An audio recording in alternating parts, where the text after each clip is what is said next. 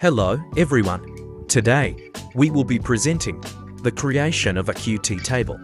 Let's take a look at the code.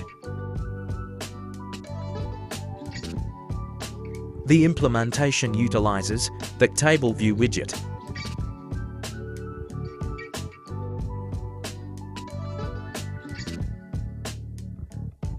Let's execute the code to observe the results.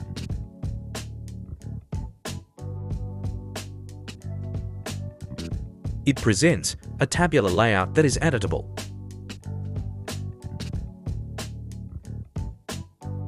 The content will automatically generate a scroll bar when it exceeds the size of the table.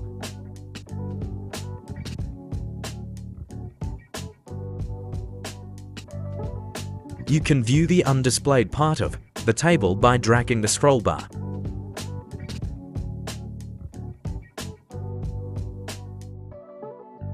Here, only the horizontal scroll bar is visible. Next, we will modify the code to implement a vertical scroll bar.